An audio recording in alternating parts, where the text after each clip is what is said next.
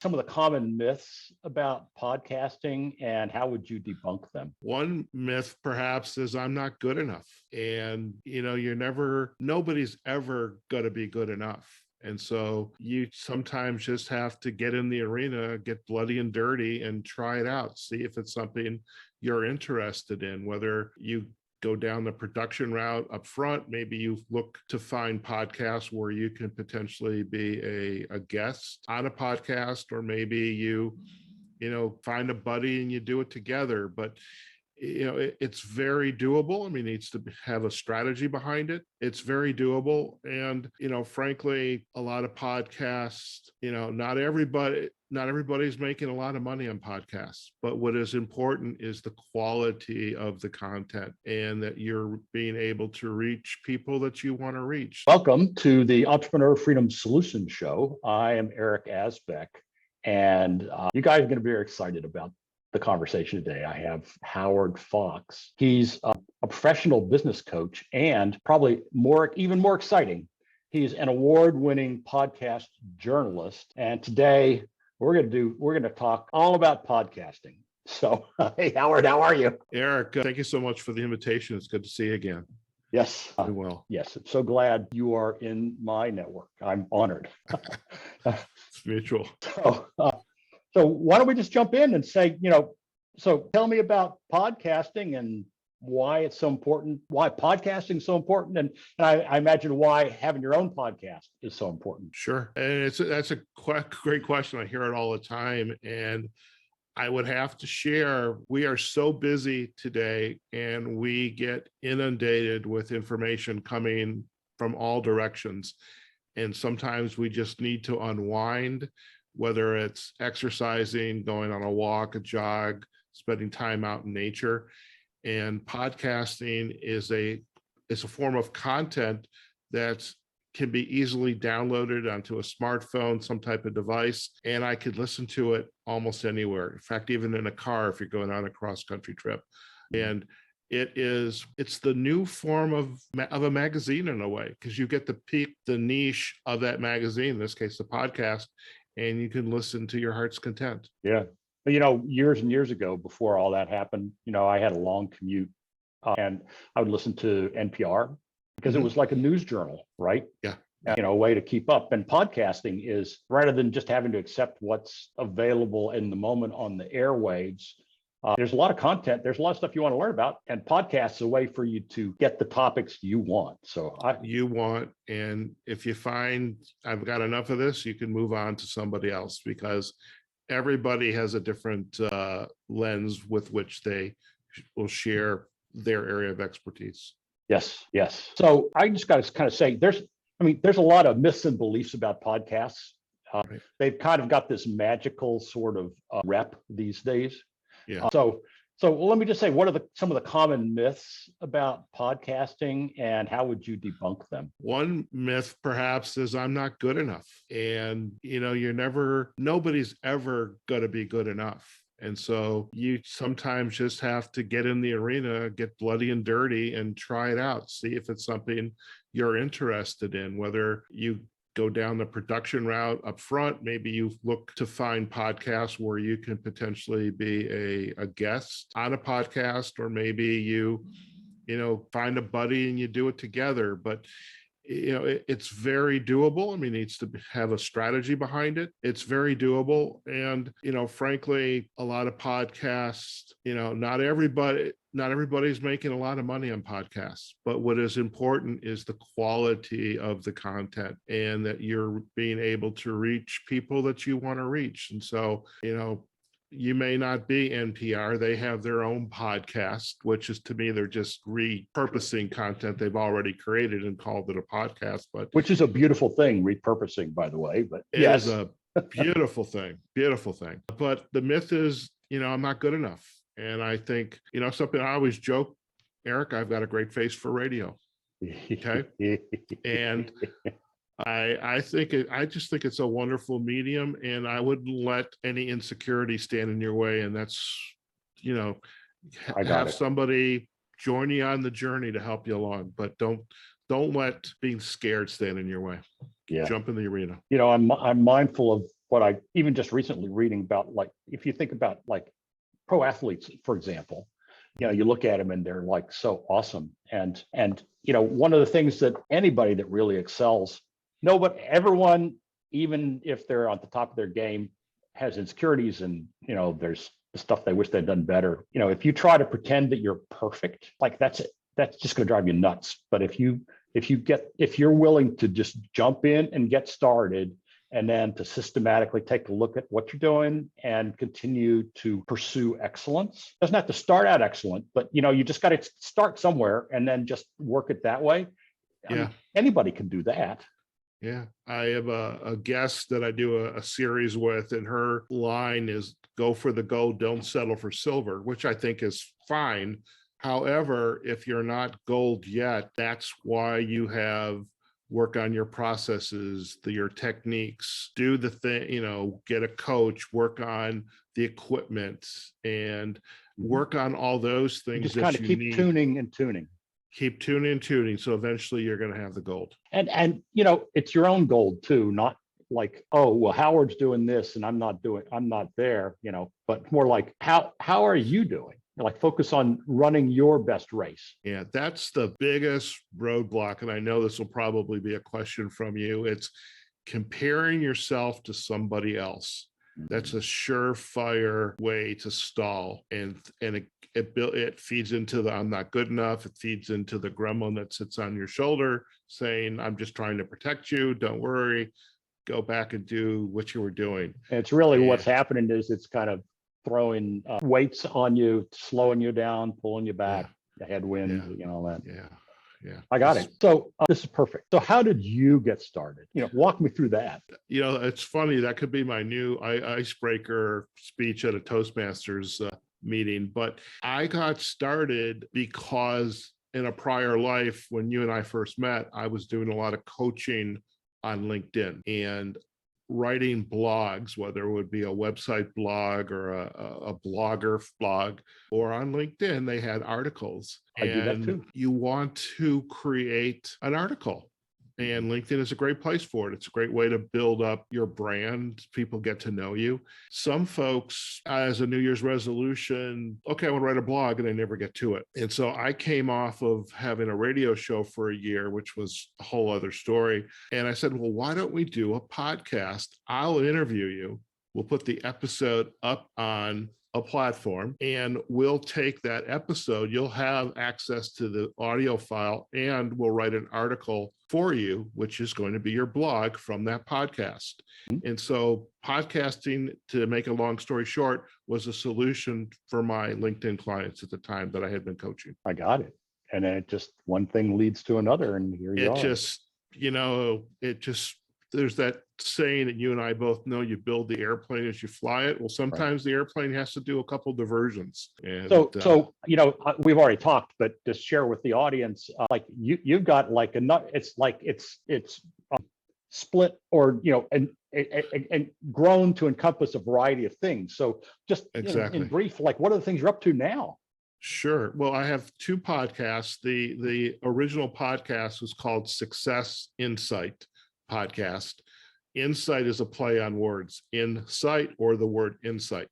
As I started to gather episodes, I realized I could organize them into categories. And so I have series on Success Insight. So career focus series on the Success Insight podcast, coaching and consulting, etc. When I moved from Chicago to Las Vegas, I began to explore, now that I'm in Las Vegas, we're under COVID, I want to get in my car and go out to the desert and explore, which is gorgeous. Nobody's around. I remember going out to Red Rocks, for example, and just, I mean, there's a bunch of places around there. Oh, everywhere. And most people don't realize fire, canyons of fire. Valley of Fire. Yeah. Valley Fire. And so I created another series on Success Insight called the Outdoor Adventure Series. What I soon discovered, that there's this whole niche and culture around outdoor activity. Everything from conservation, stewardship, the ecology, people who are into angling and hunting and hiking, biking. Like just keep peeling back the onion. Got it. Right. And so that got very big. very fast. And I realized I need to keep Success Insight, but my energy needs to be focused on the Outdoor Adventure Series, which, as you alluded to at the onset when you introduced me, that's where I just received a number of awards for podcasts in the outdoor adventure space.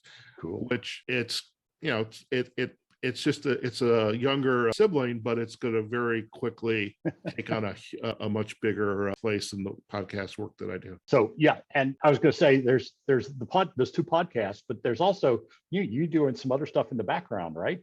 Yeah.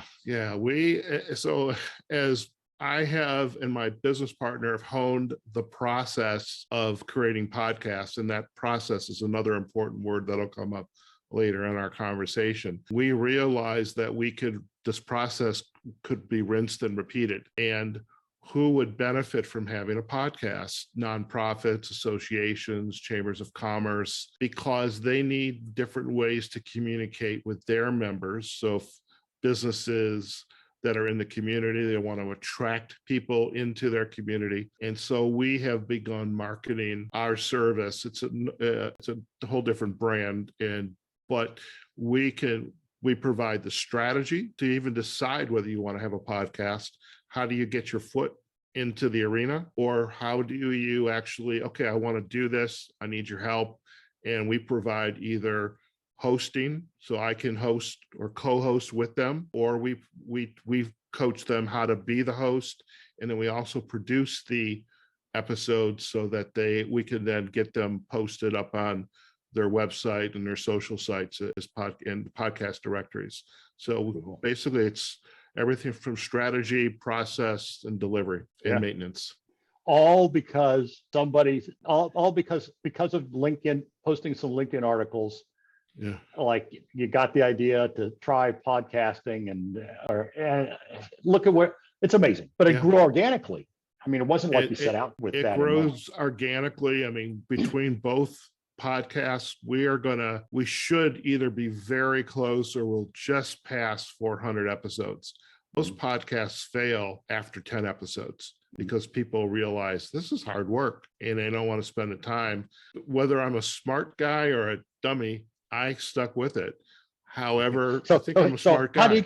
Howard, how do you get to 400 episodes? Answer: you don't stop. You don't stop. You be consistent. You constantly learn, how can I do better? Where do I need to focus my energy? Who are the people that need to be on my podcast versus just letting anybody on it? I mean, you're going to be on my podcast. I'm going to let you on it. I do appreciate that. I look forward to that. So you are your own case study. Yes. But I'm wondering, is there someone else that you could tell us about that you coached or mentored, and what the transformation was that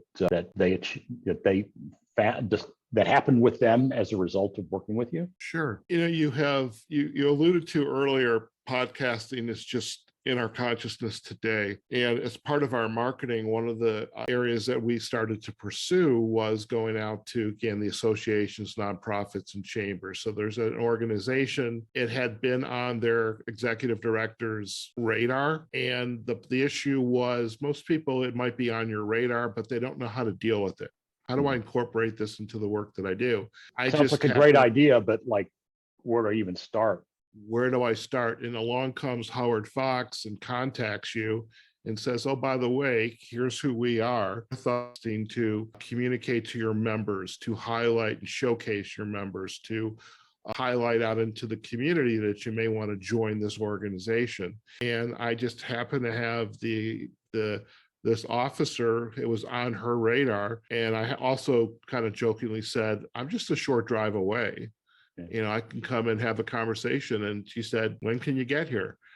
And so we launched in April, and I think we're up to 16 episodes. They range from anywhere from 15-minute mini episodes to 30 minutes. And her goal right now is twice a month. There you go.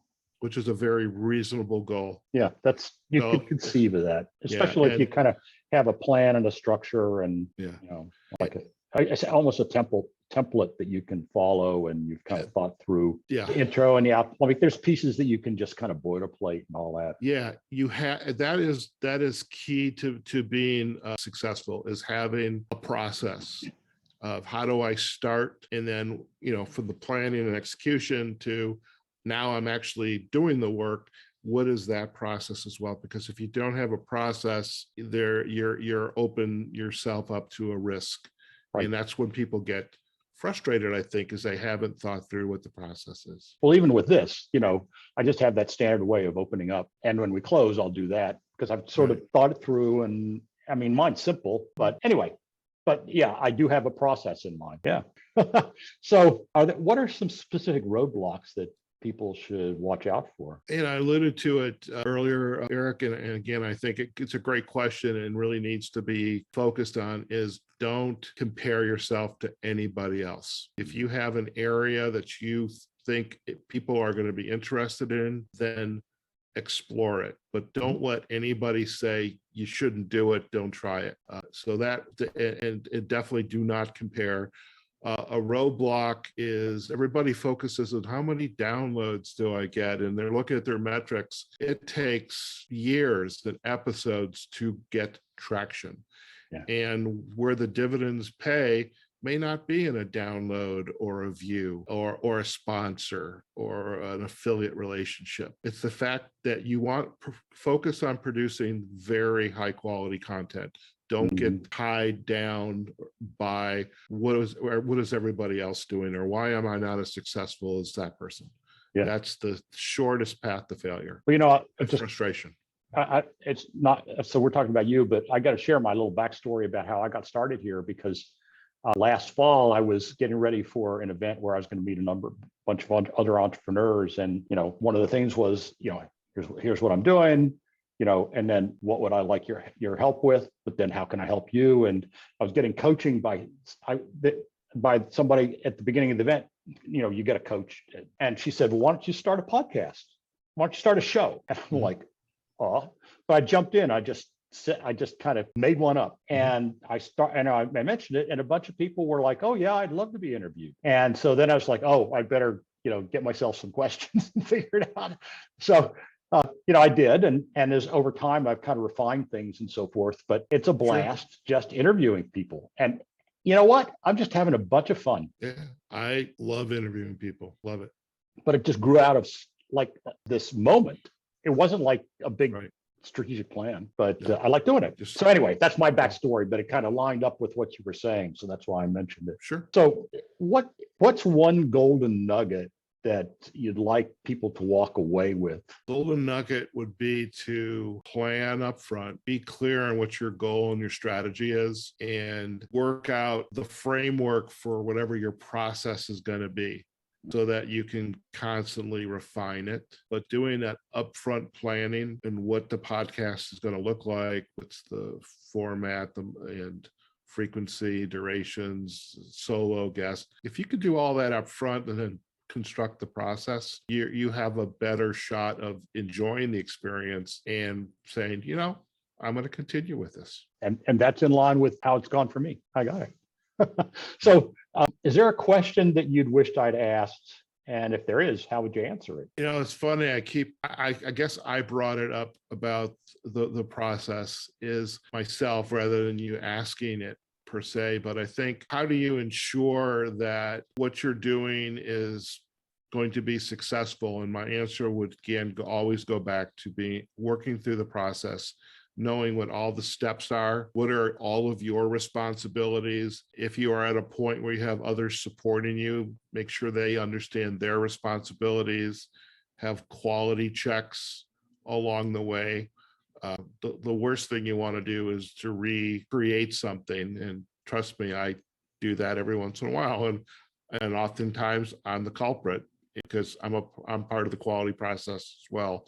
But, making sure your process and your checks are in place and everybody knows what their responsibility is. Yeah. It's the resources and who and by when kind of piece of that plan that you have.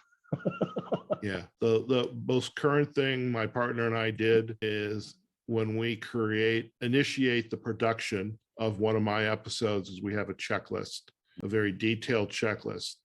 Are we doing this, and this? And if it doesn't have it, and the person who needs to be responsible for it hasn't acknowledged it, then we know exactly where the process is stalled, and we can then take steps to fix it. Yes. That's You know, crucial. I've made a note for myself because I kind of have a checklist, but I don't have that more comprehensive sort of checklist. Yeah. That's one of my kind of superpowers is checklists. So I'm going to go back and do that for myself. Thank you. Sure. It's a perfect thing. Yeah. And So, when people work with us, we give them a checklist. Oh yeah, there you go. Well, so that's a perfect segue into so how I'm sure there are people that are going to talk with you. So how can folks reach you? Sure. Well, first and foremost, I'm a business coach, and I'd love come visit me on foxcoaching.com. That's my business site. And how do you spell that, just to be sure? FOXCOACHING. Fox Just like it sounds. Perfect. Just like it sounds. And that's the best place. Now I'm on LinkedIn is probably the place to get to learn the most about me. And you can also see and hear episodes that we've produced. So my LinkedIn profile, rather than my name, ends with Fox Coaching Inc. So if you do a URL search, Fox Coaching Inc., but my name says Howard Fox. Right. So just how you spelled Fox Coaching and then INC. INC, yeah. Perfect. So Google that. You can just Google that. If you Google link Howard Fox or Fox Coaching, you're going to get the LinkedIn URL at the top. You can do that. And in fact, on the Fox Coaching site, there is a LinkedIn checklist. Speaking of checklists, there's a self-assessment there. Because LinkedIn is a big part of my coaching. So there's a free gift for anybody that wants to, do a self-assessment of their profile. So that would be a self-assessment of their LinkedIn profile? If they decide to take it and sign up and they mention they heard us together on your podcast, I'll even share a draft of the checklist with them. So I'll give them a second gift. Wow. That's so kind of you. Okay. So everybody jump on that. Perfect. Well, Howard, it's been, what a treat. I like to bring people in who know their stuff, but it's not often I have a chance to bring in somebody of your caliber, or I'd like to have more and more of that. We're really lucky to have a chance to hear from you. So thank you so much. Thank you. No, I appreciate it. And who knew that an introvert would love to chat so much, but I appreciate it. And I love podcasting, and I love the potential, and I love helping people get started and succeed. And that's what's important. Thank you. Perfect. Thank you very much. And so we'll call it for this episode. Take care. You got it. Take care.